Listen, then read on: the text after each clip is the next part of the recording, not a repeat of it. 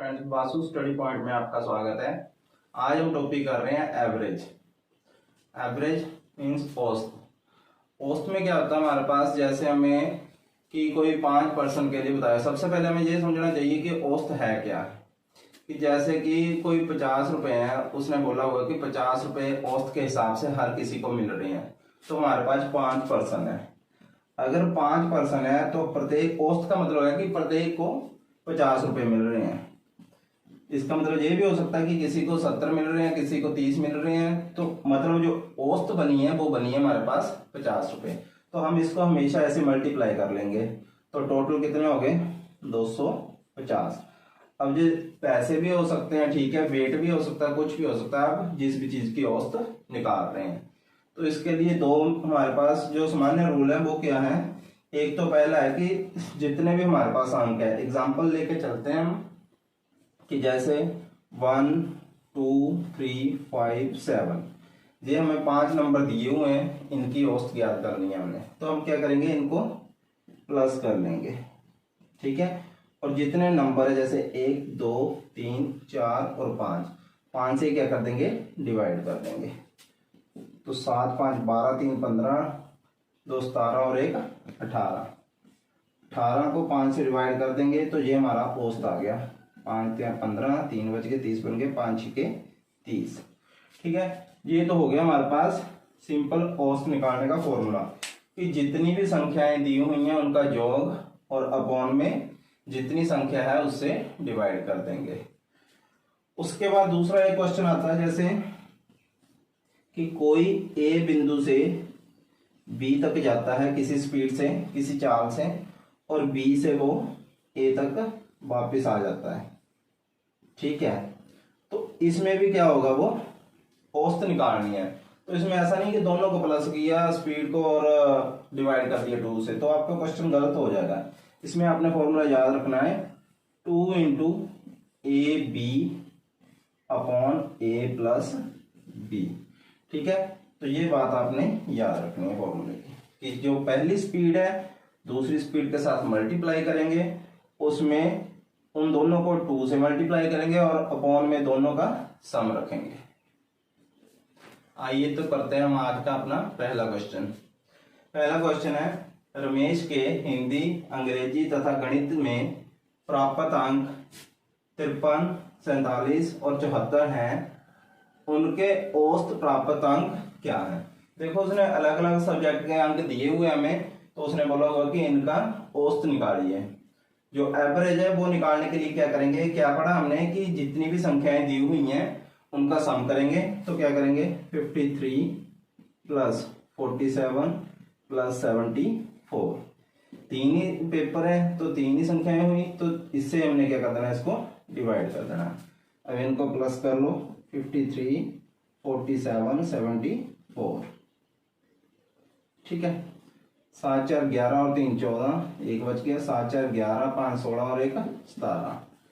तो ये आ गया 174 अपॉन 3 से डिवाइड कर देंगे। 3 पंजे 15, 15 और 2 17 होते हैं, 24 बन गए। 3 8 24। तो जो औसत आई है वो कितनी आई हमारे पास, 58।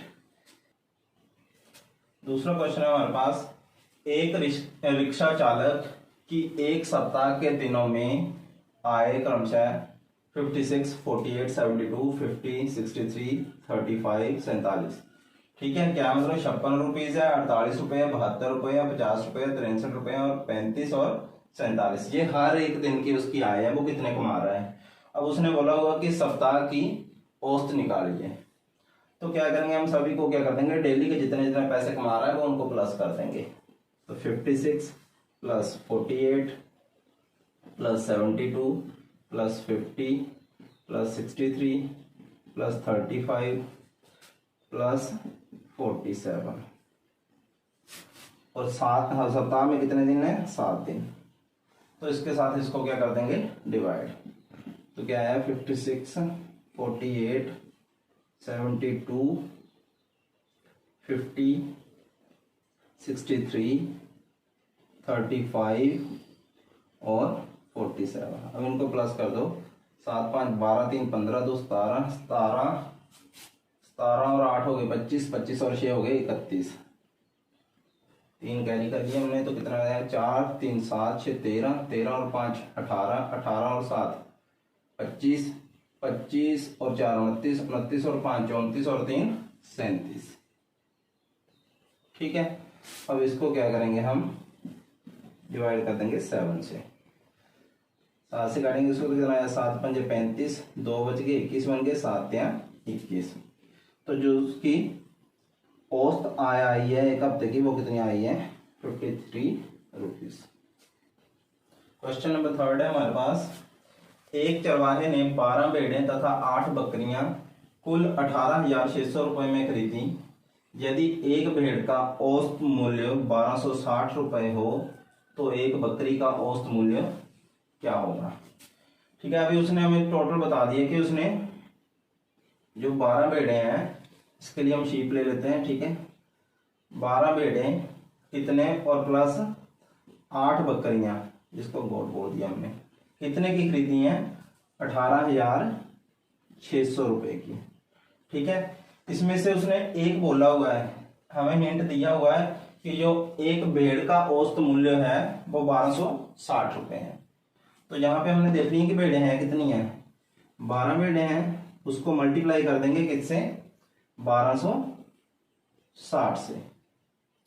तो मल्टीप्लाई करके देखो कितना आता है 12 0 0, 12 छिके 72, 7 बच गए, 12 दूना 24, 12 को 2 से मल्टीप्लाई किए 24, 24 और 7 31, 3 बच गए, 12 कम 12 और 3 15। ठीक है, टोटल पैसे हमारे पास कितने थे 18,600, कितने 12 भेड़ों के लिए और 8 बकरियों के लिए। तो मतलब जो भेड़ों का हिस्सा था वो तो हमें बताया वो कि एक की औसत कितनी है 1260 रुपए। तो 12 के कितने पैसे लगे होंगे उसको मल्टीप्लाई कर लिया तो 15,120 रुपए तो उसने खर्च कर दिए। और जो बाकी पैसे बचे होंगे वो किसके होंगे जिसमें उसने बकरियां खरीदी हैं। तो यहाँ पे 0, 10 में से 2 गए 8, ठीक है, 5 में से 1 गया 4 और यहाँ पे 8 में से 5 गए 3, 1 से गया 0, तो ये आ गया 3480 रुपए। अब ये जो रुपए बचे हैं ये किसके बचे हैं जिसमें उसने 8 बकरियां खरीदनी है। तो उसने बोला होगा कि एक बकरी का औसत मूल्य कितना है, तो एक गोट का जो औसत मूल्य आएगा वो कितना आएगा 3480, उसको डिवाइड कर देंगे 8 से, 8 चौके 32, ठीक है, 2 बच गए 28 बन गए, 8 3 24 और 4 बच गए 40 बन गए, 8 पंजे 40। तो जो हमारा एक बकरी का औसत मूल्य आया वो कितना आया है 435 रुपए। ये आंसर। क्वेश्चन नंबर 4 है हमारे पास, एक कक्षा के 32 छात्रों का औसत भार 40.5 किलोग्राम है।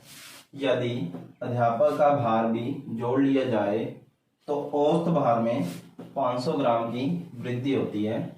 अध्यापक का भार ज्ञात करो। देखो जब हम टोटल क्लास में बच्चे कितने हैं हमारे पास, छात्र कितने हैं 32, तो उनका औसत जो वेट दिया हुआ वो कितना है 40.5 kg। तो जब अध्यापक आ गया तो यहाँ पे नंबर ऑफ पर्सन कितने हो जाएंगे, ऐड हो जाएगा एक, क्योंकि पहले 32 थे तो अब कितने हो जाएंगे 33। तो देखते हैं क्वेश्चन कैसे करेंगे। सबसे पहला काम यही है कि हमने जितने छात्र हैं और जिनका औसत भार कितना है उनको मल्टीप्लाई कर देंगे। तो 40.5 को हमने क्या किया 32 से मल्टीप्लाई कर दिया, 2 पंजे 10, 2 चौके 8, ठीक है, 3 पंजे 15 और 3 चौके 12, 0 5 और 1 6 हो गए, 8 और 1 9, 2 1 के बाद पॉइंट है तो यहाँ पे लगा दिया हमने पॉइंट। तो 32 छात्रों का औसत भार कितना है 40.5, तो ये हो गया हमारे पास 1296 kg। टोटल जो वेट आया वो कितना आ गया 1296 kg। अब उसके बाद अध्यापक आया, अध्यापक के आने से क्या हुआ कि 500 ग्राम की वृद्धि होगी टोटल वेट में। तो 32 पहले थे, अध्यापक आने से 33 हो गए, और पहले कितना था 40.5 था। अब 0.5 इसमें और ऐड कर देंगे तो ये कितना हो जाएगा 41, ठीक है। तो औसत भार कितना हो गया अब 41 kg। तो अब 41 को क्या करेंगे हम मल्टीप्लाई कर देंगे 33 से।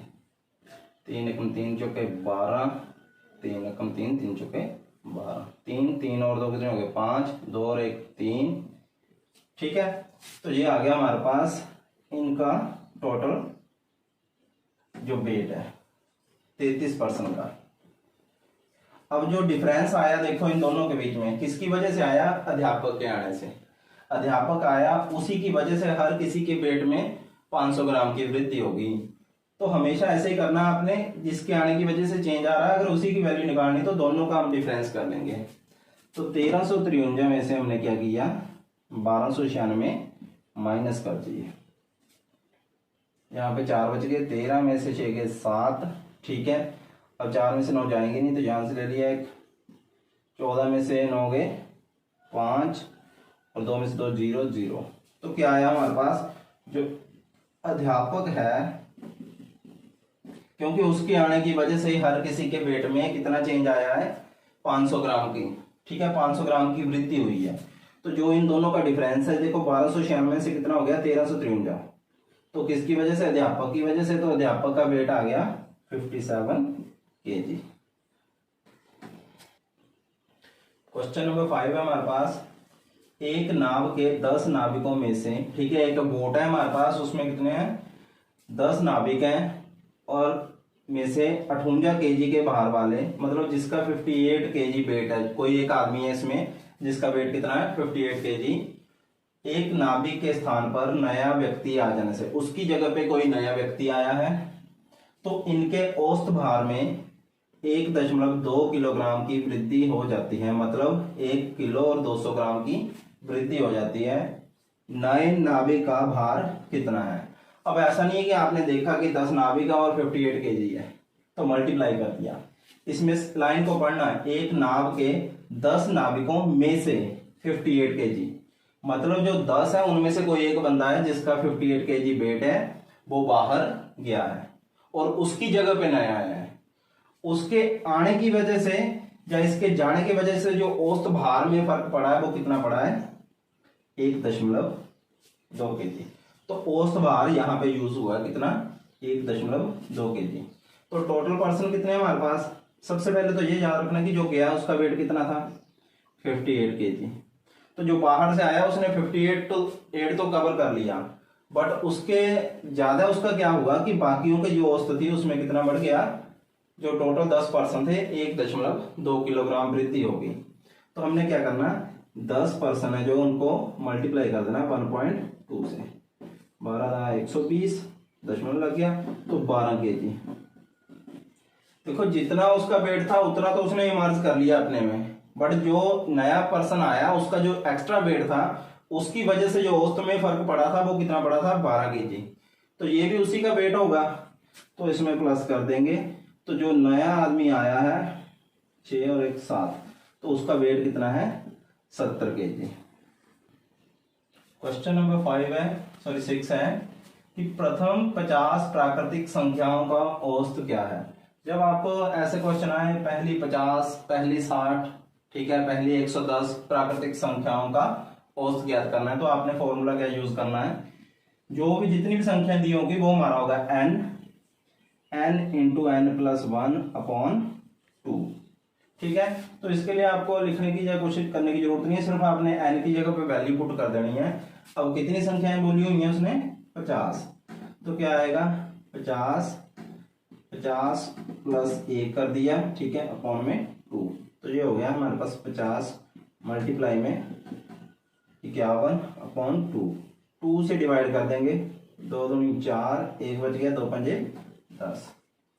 अब 51 को हम किससे मल्टीप्लाई कर रहे हैं 25 से, तो 25 से कम 25, 2 बच गए, 25 पंजा 125 और 2 127, तो ये आ गया 1275।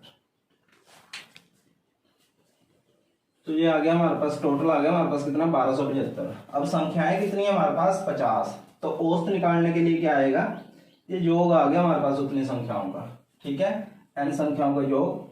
अब औसत निकालने के लिए 1275 को डिवाइड कर दिए किससे, जितनी संख्या है हमारे पास 50। 5 एकम 5 0, 5 दूनी 10, 2 बचे 27 बन गए, 5 पंजे 25, 2 बचे, बन गए 25, 5 पंजे 25। तो ठीक है 25 ये आ गया हमारे पास कितना, यहाँ से एक के बाद जीरो के बाद दशमलव लगेगा तो 25.5 यही हमारे पास आई है औसत। क्वेश्चन नंबर 7 है हमारे पास, यदि 3, 11, 7, 9, 15, 13, 8, 19, 17, 21, 14 तथा x का औसत 12 हो तो x का मान क्या होगा। देखिए इसने हमें कितनी 1 2 3 4 5 6 7 8 9 10 और 11 उसने संख्याएं दी हुई हैं और एक साथ में दी हुई है x। तो उसने बोला होगा कि इन संख्याओं का आपने क्या करना है, इसमें से x की वैल्यू फाइंड करनी है। तो औसत के लिए क्या करेंगे, सभी को प्लस करेंगे पहले, 3 + 11 + 7 + 9 + 15 + 13 + 8 + 19 + 17 + 21 + 14 और साथ में क्या आएगा प्लस x। और टोटल संख्याएं कितनी है 12। अब उसने बोला भी हुआ है कि औसत 12 हो, तो मतलब जितनी संख्याएं हैं उनको 12 से हमने क्या कर दिया, डिवाइड कर दिया, तो किसके बराबर कर देंगे 12 के बराबर। तो ये हमारे पास औसत दी हुई थी उसने कि कितनी है 12 हो, तो इसको हमने औसत की फॉर्म में कर लिया और इक्वल टू कर दिया 12। अब इनको प्लस करेंगे, 3 11 7 9 15 13 8 19 17 21 और 14। ठीक है, तो इनको प्लस करके देखो कितना आया, 4 1 5 7 5 12 12 और 9 21 21 और 8 29 29 और 3 32 32 5 37 37 और 10 47।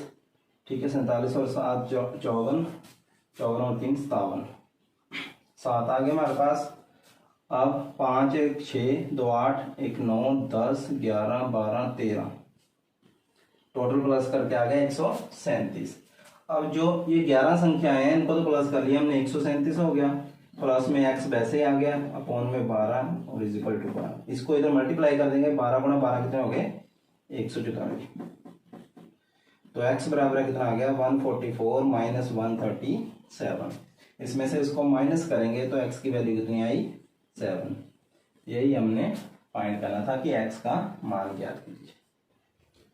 क्वेश्चन नंबर 7 है हमारे पास, 7 क्रमागत संख्याओं का औसत 20 है, इनमें सबसे बड़ी संख्या कौन सी है। अब देखो उसने औसत दिया हुआ है, कितनी संख्याएं हैं 7 है, क्रमागत मीन्स कॉन्जिक्यूटिव।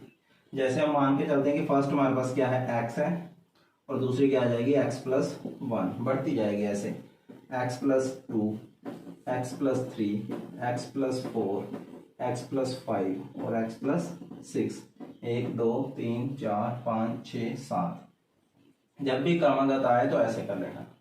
ठीक है, तो अभी उसने बोला हुआ है कि इनका औसत कितना है 20 है। औसत तो कर लेते हैं, 20 इधर लिख लेते हैं।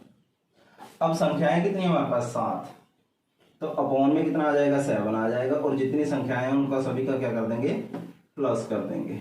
यही कर रहे हैं हम शुरू से, वही हमने कर दिया। 1 2 3 4 5 6 और 7 7x 1 2 3 3 6 4 10 5 15 और 6 21।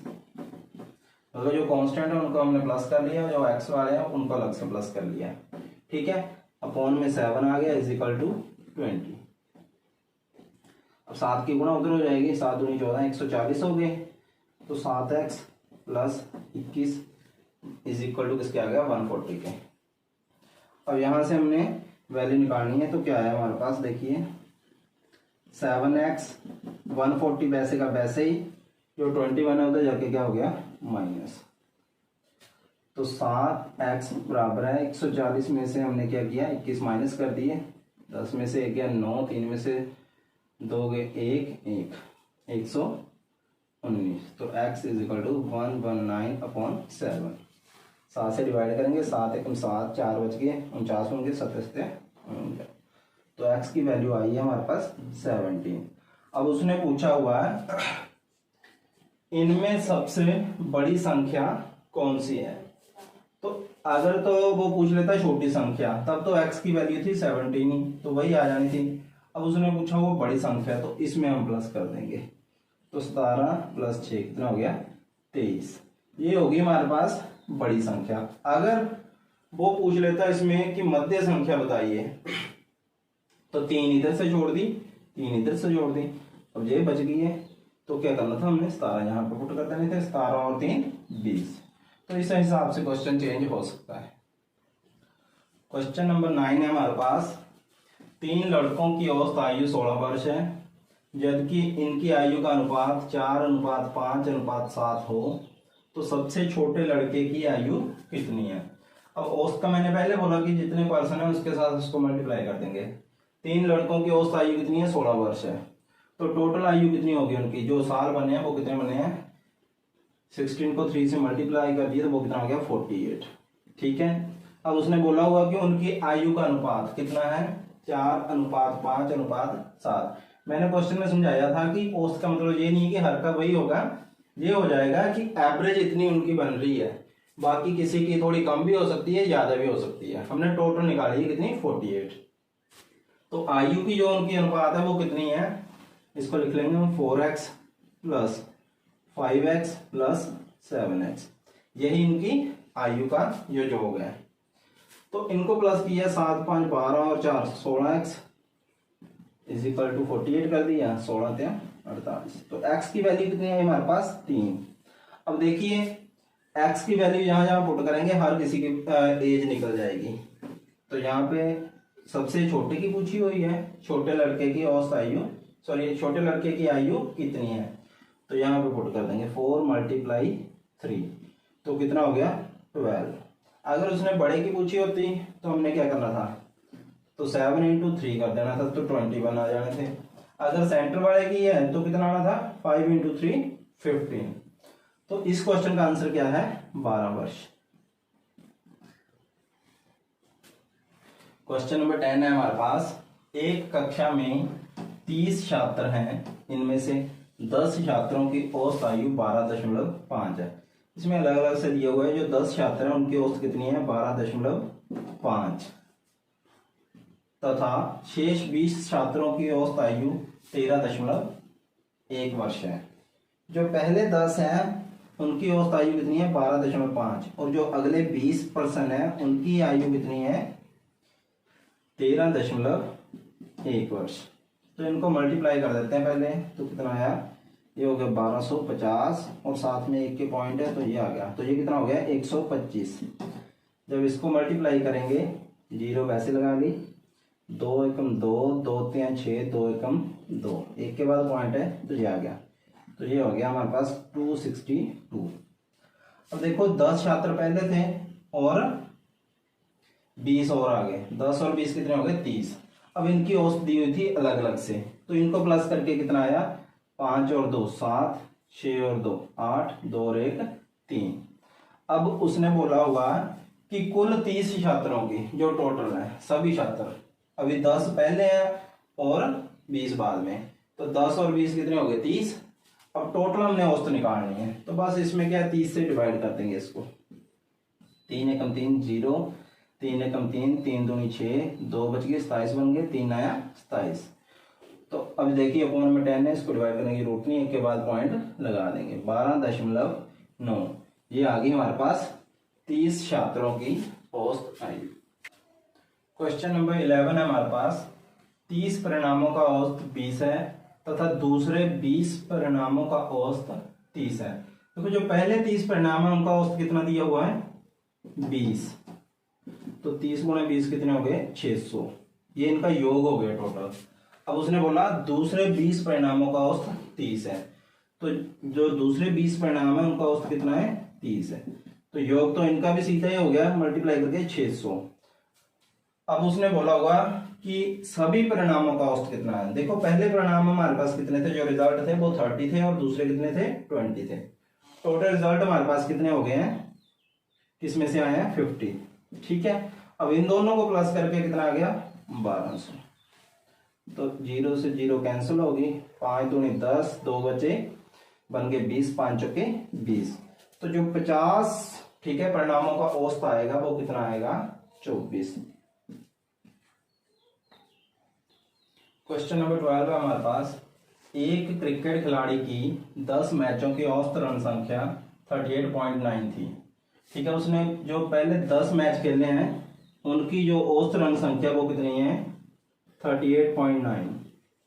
तो टोटल उसके कितने रन हो जाएंगे, इसको मल्टीप्लाई कर देंगे तो कितना आ जाएगा 390। देखो एक के बाद पॉइंट है तो पॉइंट लगा दिया, तो 399 हो गए हमारे पास। ठीक है, टोटल रन आ गए उसके पास। उसने बोला कि यदि पहले 6 मैचों की औसत रन संख्या कितनी है 42, तो जो पहले 6 मैच है इसमें से उसकी कितनी हो गई है वो 42, जो एवरेज है उसकी वो ये है 42। तो इसको मल्टीप्लाई कर देते हैं, 6 दूनी 12, एक बच गया, 6 चौके 24 और 1 25। देखो जो पहले 6 मैच थे उसमें उसने कितने रन बनाए हुए हैं 252। तो इसमें से माइनस कर देते हैं, 9 में से 2 गए 7, ठीक है, 8 में से 5 गए 3, 3 में से 2 गया 1। तो जो अभी देखो ये कितने मैच खेले हैं उसने, यहाँ पे 6 मैच खेले हैं। टोटल मैच उसने कितने खेले हुए थे 10। अब 6 मैचों का था उसने बता दिए कि कितने 252 रन उसने स्कोर किया है। अब ये जो बाकी बच गया 137 रन, ये कितने मैचों में बनाए उसने, जो इसमें से 4 मैच बचे हुए हैं। तो 4 से हमने क्या कर दिया डिवाइड। यही उसने पूछा हुआ कि अंतिम 4 मैचों की औसत क्या है। तो 4 से डिवाइड कर देंगे, 4 3 12, 1 बच गया, बन गए 17, 4 चौके 16, ठीक है, बच गया 4 दूनी 8, 4 पंजे 20, 34.25 ये उसकी लास्ट 4 मैचों की औसत रन संख्या है। क्वेश्चन नंबर 13 हमारे पास, एक क्रिकेट खिलाड़ी की 10 पारियों की औसत रन संख्या 32 थी। ठीक है, तो 10 पारियों की उसकी औसत रन संख्या कितनी है 32। तो टोटल कितने रन बना दिए उसने 320।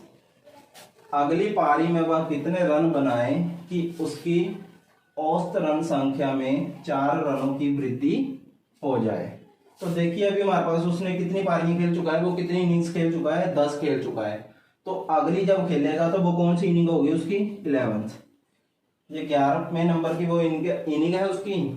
तो कितने रनों की वृद्धि हो रही है उसकी औसत में 4 रनों की। तो पहले कितने थे 32 थे, तो अब कितने हो जाएगी 36। बस यही चीज आपने समझनी है कि कैसे इंक्रीज कर रहे हैं, क्योंकि एक इनिंग और खेलेगा तभी उसकी एवरेज कितनी होगी 4 रन पर मैच के हिसाब से बढ़ जाएगी। तो इनको मल्टीप्लाई कर देते हैं, 11 छके 66, 6 बच गए, 11 3 33 और 6 कितने हो गए 39। ठीक है, तो देखो 10 पारी में उसने कितने रन बनाए 320 और 11 में कितने बनाए उसने 396। तो जो लास्ट बारे में बनाया उसने वही इसके रन आएंगे ना। तो 11th पारी में उसको कितने रन बनाने पड़ेंगे, तो 396 में से हमने 320 माइनस कर देने हैं, 6 9 में से 2 गए 7। तो जो 11वीं पारी में वो रन बनाएगा वो कितने बनाएगा 76। यही इस क्वेश्चन का आंसर है। लास्ट क्वेश्चन है हमारे पास आज के लिए, 5 क्रमागत विषम संख्याओं का औसत। विषम संख्या मतलब ऑड नंबर्स। ठीक है, इनका औसत दिया हुआ 61 है। इनमें सबसे बड़ी तथा सबसे छोटी संख्या का अंतर कितना है। सिर्फ इसमें अंतर पूछा हुआ तो हमें संख्या निकालने की जरूरत ही नहीं, डायरेक्ट कर सकते हैं इस क्वेश्चन को। जैसे हमारे पास पहली संख्या आ गई x, तो देखिए विषम संख्या बोला हुआ है। अब पिछले में तो हमने कर लिया था कि सीधा x और x+1। अब इसमें क्या लेना पड़ेगा x+2। देखो जहां पे 1 पुट करेंगे तो 1 + 2 कितना हो जाएगा 3 हो जाएगा। x+4, x+6 कितनी संख्याएं बोली हुई हैं 5, 1 2 3 4 और x+8। देखिए क्यों लिए हमने 2 4 6 8, क्योंकि हमने कौन सी बनानी है विषम संख्या बनानी है। अगर हम x की वैल्यू 1 पुट करेंगे तो इसकी वैल्यू कितनी आ जाएगी 1 और 2 3 और इसकी कितनी आ जाएगी 4 और 1 5 और ये हो जाएगा 7 और ये बन रहा है 9। तो देखो सारी की सारी विषम संख्याएं हमारी बन रही हैं, इसीलिए हमने x, x+2, x+4, x+6, x+8 लिया। अगर यहाँ पे मान लो हम ले लेते x और x+1, ठीक है, x+2, तो जब हम यहाँ पे x की वैल्यू 1 पुट करते तो यहाँ पे 1 करके 2 आ जाना था, यहाँ पे 1 करके 3 आ जाना था। तो देखो इसमें ऑड नंबर भी आ रहा है तो इवन भी आ रहा है, इसलिए उसने हमें क्वेश्चन किसमें पूछा हुआ है, सिर्फ विषम संख्याओं में। तो हमने क्या किया, ये बना दी हमने संख्या। कितनी संख्याएं हैं, 5 संख्याएं हैं। उसने बोला हुआ कि सबसे छोटी और सबसे बड़ी में अंतर कितना है, तो सबसे बड़ी संख्या कितनी है x + 8 और सबसे छोटी कितनी है x, उसमें से x क्या कर दिया, माइनस कर दिया, x से x कैंसिल हो गया, तो दोनों के बीच में जो अंतर आएगा वो आएगा 8। आज के लिए बस इतना ही। अगर आपको हमारी वीडियो पसंद आई है या इसमें से आपको कुछ भी मटेरियल अच्छा लगा है कि आपके पढ़ने लायक है, तो आप हमारे चैनल को लाइक करिए, शेयर करिए, सब्सक्राइब करिए। Thank you.